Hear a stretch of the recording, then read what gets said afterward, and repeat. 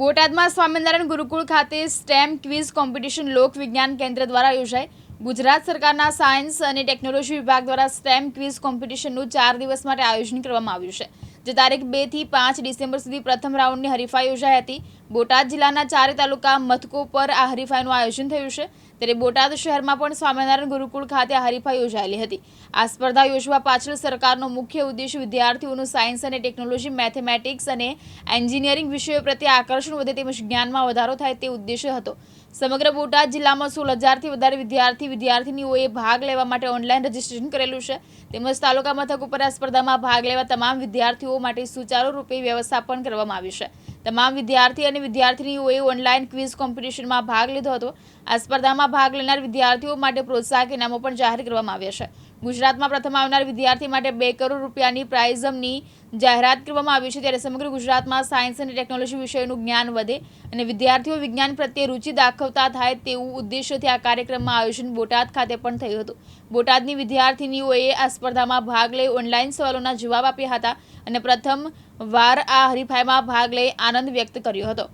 મારું નામ નિકુંજ પંડિત, બોટાદ જિલ્લા લોક વિજ્ઞાન કેન્દ્રમાં બોટાદ જિલ્લા કોર્ડિનેટર।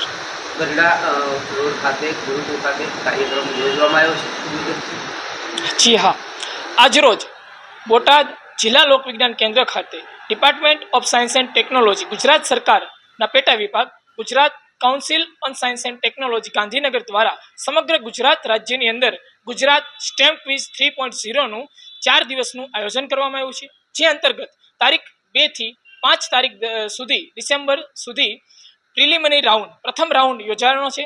આ રાઉન્ડ સમગ્ર બોટાદ જિલ્લાની અંદર 4 તાલુકાઓ બોટાદ, રાણપુર, ગઢડા અને બરવાળા 4 તાલુકાઓની અંદર તાલુકા મથક ઉપર વિદ્યાર્થીઓ આવી અને સ્ટેમ ક્વિઝની અંદર ભાગ લઈ રહ્યા છે। આ સ્ટેમ ક્વિઝનો મુખ્ય ઉદ્દેશ વિદ્યાર્થીઓની અંદર સાયન્સ, ટેકનોલોજી, એન્જિનિયરિંગ અને મેથેમેટિક્સમાં રસ કેળવાય અને વિદ્યાર્થીઓ જાગૃત થઈ સમગ્ર ગુજરાત રાજ્યનું નેતૃત્વ આગળ કરી શકે એ ઉદ્દેશ્યથી બોટાદ જિલ્લાની અંદર શ્રી સ્વામિનારાયણ ગુરુકુળ ગરડા રોડ બોટાદ ખાતે તાલુકા મથક ઉપર આજે વિદ્યાર્થીઓ અહીંયા આવી અને ગુજરાત સ્ટેમ ક્વિઝમાં ભાગ લઈ રહ્યા છે। હા, આ સમગ્ર કાર્યક્રમની અંદર બોટાદ જિલ્લામાંથી કુલ 16,000 કરતાં પણ વધુ વિદ્યાર્થીઓ રજીસ્ટ્રેશન કર્યા છે અને એ તમામ વિદ્યાર્થીઓ ભાગ લે એ માટે તાલુકા મથક ઉપર પ્રયત્ન શરૂ છે। મારું નામ બાવળિયા આશા ભરતભાઈ છે। આજે ગરડા રોડ ગુરુકુળ ખાતે વિદ્યાર્થીઓને માર્ગદર્શન આપવામાં આવ્યું છે। તેમાં અમે ક્વિઝમાં ભાગ લીધો હતો। હું શ્રી નાનંદા કન્યા વિદ્યાલયમાં ભણું છું અને તેમાં મને બહુ મજા આવી અને આ ક્વિઝ મેં દીધી હતી। કેવા પ્રકારનું માર્ગદર્શન આપવામાં આવ્યું છે? તેમાં બધું વિજ્ઞાનનું અને કાંઈક ટેકનોલોજી અને વિજ્ઞાન, ભારતમાં કયા દેશે કયા ચંદ્ર ઉપર ગયા હતા એ બધું બાર માર્ગદર્શન આપ્યું। મારું નામ લીંબોલા દિવ્યાબા રામદેવસિંહ છે। આજે અમારી શ્રી નાલંદા સ્કૂલમાંથી અમને વિજ્ઞાન લોક કેન્દ્રની ક્વિઝમાં ગુરુકુળમાં આયોજન કર્યું હતું। તેમાં અમારે ટેકનોલોજી પદ્ધતિનો ઉપયોગ કરીને અમે બધા વિદ્યાર્થીઓએ ક્વિઝ આપી હતી। તેમાં અમને અલગ અલગ પ્રકારના પ્રશ્નો હતા, જેમ કે યાંત્રિકના, વિજ્ઞાનના, તેમાં અનેક પ્રકારના લોક વિજ્ઞાનનો મેળો હતો। તેમાં અનેક પ્રશ્નો ક્વિઝમાં આપવામાં આવ્યા હતા।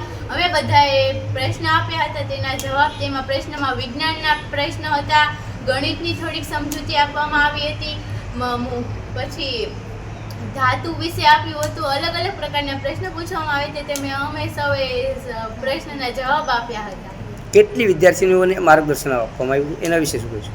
અને ઘણી બધી વિદ્યાર્થીઓને માર્ગદર્શન અલગ અલગ રીતે આપવામાં આવ્યું હતું। તે બધાએ સરસ રીતે માર્ગદર્શન આપ્યું હતું।